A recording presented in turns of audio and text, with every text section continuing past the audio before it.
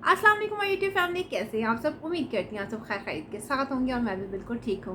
और आप मेरे चैनल पे नहीं हो तो काइंडली सब्सक्राइब कर दीजिएगा। वीडियो अच्छी लगे तो लाइक कर दीजिएगा। वीडियो को लास्ट तक ज़रूर देखिएगा क्योंकि वीडियो में बहुत ज़्यादा इंकशाफात करने जा रही हूँ। मैं अपना पॉइंट ऑफ व्यू रखने जा रही हूँ और हो सकता है आप मेरे पॉइंट ऑफ व्यू से एग्री भी करें, हो सकता है आप उसको डिसएग्री भी करें क्योंकि हर पर्सन का अपना पॉइंट ऑफ व्यू होता है। मैंने देखा है कल के इंटरव्यू में कल एक बात फैलाई गई है और मुझे वो सुन के ऐसे ही लगा कि वाकई ये दुआ ज़ारा नहीं, ये वीर ज़ारा ही चल रही है, कोई फ़िल्म ही चल रही है। मतलब फ़िल्मी स्टोरीज़ ही बनाई जा रही हैं।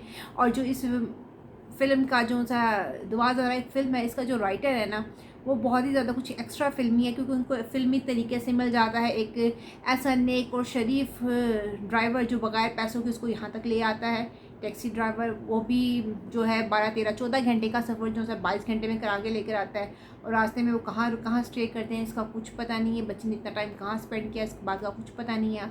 और अब मुझे पहले ही पता था कि जैसे ही कोई केस में कोई बड़ा टर्न आने लगता है उससे पहले कोई ना कोई वीडियो आती है, कोई ना कोई नया शोशा छोड़ा जाता है। और जैसे कि अब कल भी छोड़ा गया एक नया शोशा।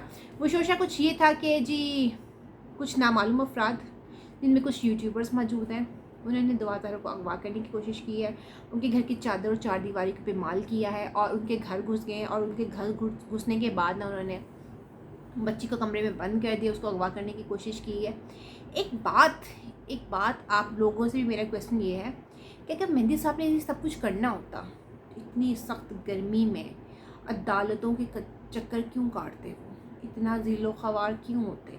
अगर उनके पास इतने रिसोर्सेज थे कि वो बच्ची को किडनैप करवा सकते थे, अपनी बच्ची को दोबारा अपने पास लेकर आ सकते थे, तो वो पहले ही सब कुछ कर लेते हैं। अब बच्ची की जान को ख़तरा है, बाप की जान से ख़तरा है। जिस बाप ने पैदा किया है उस बाप की जान से उसको ख़तरा है, जिसको सिक्योरिटी चाहिए। मतलब ये वही सारा टोपी ड्रामा फिर से घुमाना चाह रहे हैं जो लास्ट टाइम जब वो सिंध गई थी तब वो जो टोपी ड्रामा घुमाया गया था ना, अब वही सब कुछ दोबारा से होने जाने करना चाह रहे हैं ये। जब दोबारा से सब कुछ वही होगा, मैं फुल टाइम सिक्योरिटी में जाएंगे लेकर और फुल टाइम सिक्योरिटी में वैसे ही इसको लेकर आ जाएंगे। जी मैंने पहले मेडिकल करवा लिया, मैं अब मेडिकल नहीं करवाऊँगी। ठीक है, मैं शर्मिंदा हूँ अपने किए पे, ये कहा गया है दुआ ज़ारा की तरफ से। अच्छा जी, शर्मिंदा बेटा, शर्मिंदगी ऐसी नहीं होती कि बस मुंह से बोल दिया आप शर्मिंदा हो। आपके किसी भी एंगल से, आपकी बॉडी लैंग्वेज से, आपकी वे ऑफ टॉकिंग से शर्मिंदगी नज़र नहीं आती। ठीक है, ढिठाई नज़र आती है। और हो सकता है बहुत से लोग मुझसे डिसएग्री भी करें इस बात से, बट ढिठाई नज़र आती है। ठीक है, और शर्मिंदा जैसे एक जैसा बोल देना कि जी हम माँ बाप को गलत नहीं कहते, हम माँ बाप को बुरा नहीं कहते, पर माँ बाप की बुराइयाँ रज के कर लेनी है।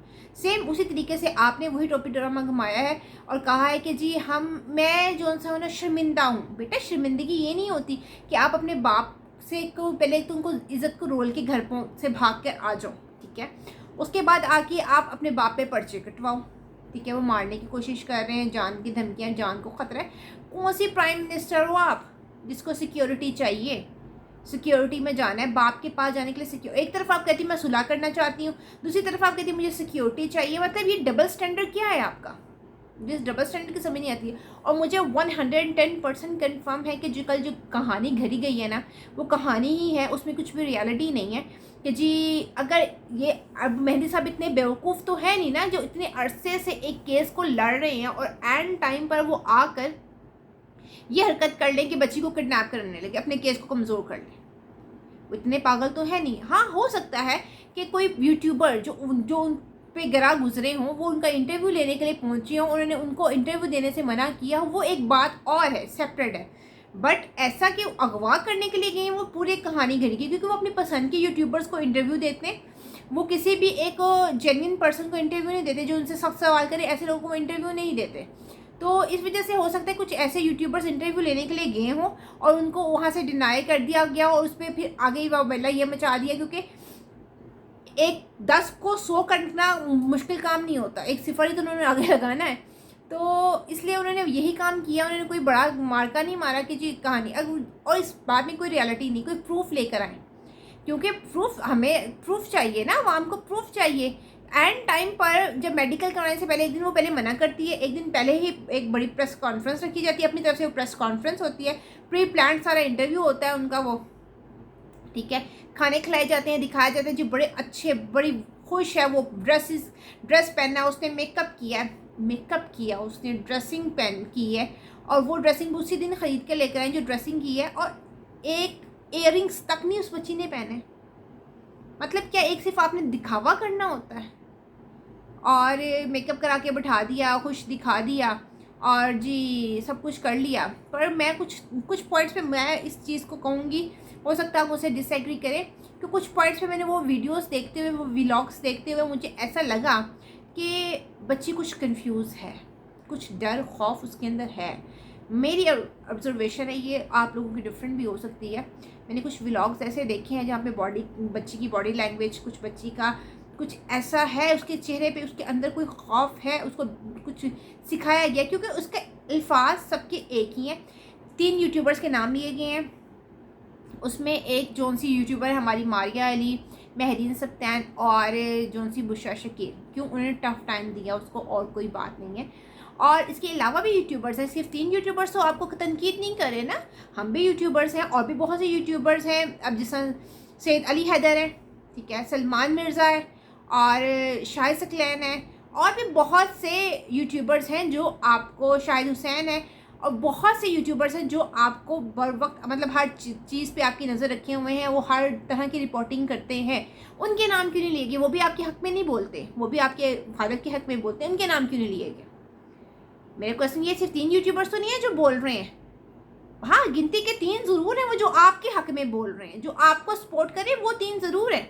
बट ये कहना कि वो 3 यूट्यूबर्स वालिद साहब को सपोर्ट करें वो झूठे हैं, वो झूठ बोल रहे हैं, आप कहाँ से सच्ची आ गई?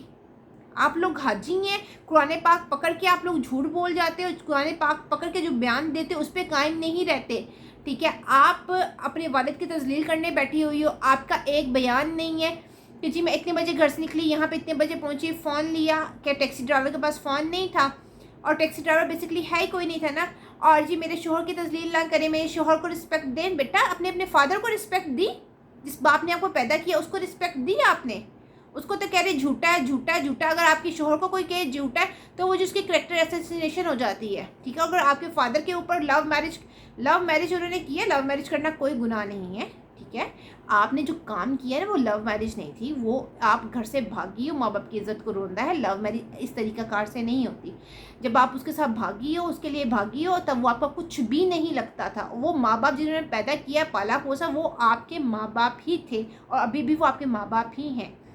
पर हाल आपका अपना फेल है, सबका अपना फेल है। अल्लाह आपको हिदायत दे, अल्लाह ताला मेहंदी साहब को कामयाबियाँ अता करे।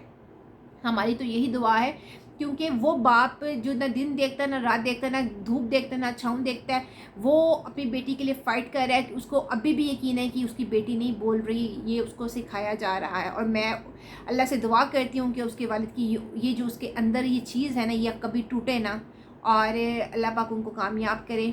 क्योंकि जब माँ बाप टूटते हैं ना तो अर्श तक हिल जाता है। तो इतना अपने लिए अजाब खड़ा मत करो कि अल्लाह नाराज़ हो, और अल्लाह फिर आपको जब पकड़ करेगा ना तो उससे कोई दुनिया का इंसान नहीं बचा सकता। और ये कहानियाँ घड़ना, मैंने इंटरव्यू सुनती हूँ उनके वकील का, वो कहते हैं कि जी ये केस ख़त्म केस है, केस तो ख़त्म हो चुका है। अब ये जंग जौन सी है वो बाप बेटी की है, ये ज़हीर की और उसके वालिद साहब की जंग नहीं है, मतलब ज़हीर और मेहंदी साहब की जंग नहीं है, ये बाप बेटी की है। मतलब बेटी को सामने ला के उसको सिखा कि ये आपने बोलना है, उसको गंदा करें, अवाम की नज़र में गंदा करें, कि सब उससे नफ़रत करने लग जाएं, कोई भी उसकी साइड ना ले। मतलब मेहंदी साहब का केस कमज़ोर हो जाए, ये कोशिश की जा रही है कि बच्ची है ही गंदी लड़की, ये घर से भागी है, ये सब साबित करना चाह रहे हैं। तो ये आप लोग अपने घर की इज़्ज़त बनाइए कि उसको पूरी दुनिया में रुस्वा कर रहे हो, ये इज़्ज़त बनाइए। ये शादी की है आपने कि पूरी दुनिया में रुस्वा कर रहे हो उसको गंदा कर रहे हो कि मैं भागी, मैं माँ बाप से नफ़रत करती हूँ, मैं माँ बाप के ये, मेरे माँ बाप झूठे, मेरे माँ बाप मुझे जहाँ तक मेरी ये सोच है, मैंने ये ऑब्ज़र्व किया उस लड़की के अंदर कि उसको कोई साइकाइट्रिस्ट का, उसको साइकोलॉजी का उसका कोई मसला है। वो कहती है मेरे माँ बाप शादी का मेरी कज़न के साथ सोच रहे थे। मुझे लगता है कि उस लड़की ने कोई घर में बात हो रही होगी उसकी शादी की, उस लड़के की शादी की, जैसे कि उसकी वालिदा ने बताया उस लड़की की एंगेजमेंट हुई है, उस लड़के की शादी की। इसने खुद ही ख्याली प्लाव बनाया है, खुद ही बच्चे होते कहानियाँ घड़ लेते हैं, इसने खुद ही कहानी घड़ी कि मेरी शादी इसके साथ करने वाले हैं, ये हो रहा है, वो हो रहा है। मुझे जहाँ तक लगता है कि ऐसे कोई बात हुई है, इसका दिमागी खलल था, इसने खुद से सोचा, कोई बात कंफर्म नहीं थी इसको, ना इसने किसी से पूछना गवारा किया और घर से भाग गई। 2 चांसेस ये कहती मेरे पास ये थे, खुदकुशी कर लेती या घर से भाग जाती। ठीक है बेटा, इससे बेहतर आप खुदकुशी कर लेती। ठीक है, माँ बाप की इज़्ज़त ना रोती। तो ये कहना कि जी मेरे पास 2 रास्ते थे, कौन सी आपकी उम्र निकली जा रही थी। माँ बाप कोई मैं कहती कोई बगैरत से बगैरत लोग भी होते हैं ना, तो वो भी सुनते साथ ये नहीं कहते वाह बेटी आपने लड़का फंसा लिया, वाह हम आपकी शादी करते हैं, ऐसा कोई भी नहीं करता। ठीक है, सब तहकीक करते हैं। सब माँ बाप का पहले क्वेश्चन ये है, कहाँ से मिला आपको, पबजी पे मिला, कौन कहाँ रहता है, लाहौर रहता है। उन्होंने ज़ाहिरी बात उन्होंने कहना है कि इतने दूर रहते हैं तो हम क्यों करें अपनी बेटी का रिश्ता, हम जानते नहीं, हमारी जान पहचान का नहीं है। अगर आपको किसी को पसंद ही करना था, पसंद आ गया आपको, वो अनदेखा अनजाना इंसान, ठीक है, आपको अपने माँ बाप का ख्याल नहीं आया कि माँ बाप जिन्होंने पाला पोसा, सदा उन्होंने आपको हर चीज़ की सहूलत दी, हर खुशी दी, सदा आपका ख्याल रखा, आपको उनका ख्याल नहीं आया। आपको आया वो अनजान बंदा जो फ़ोन पे आपको मिला, जो फुल टाइम एक छोटे से बच्चे को ट्रैप करके घर से निकाल के लेकर चला गया। आपको उस पर ट्रस्ट आ गया, आपको अपने माँ बाप पे ट्रस्ट नहीं है। माँ बाप से पूछते तो सही कि माँ बाप मुझे ऐसा लग रहा है कि आप ये सोच रहे हैं, क्योंकि हम भी बच्चे हैं अपने माँ बाप के, हमें भी मिसअंडरस्टैंडिंग हो जाती है कि माँ बाप ने ऐसी ये बात, इसका ये मतलब क्लियर करो बात को। इसका मतलब ये नहीं कि घर से भाग जाओ, घर को छोड़ दो, माँ बाप को छोड़ दो। ठीक है, हो जाती है बच्चों को मिसअंडरस्टैंडिंग।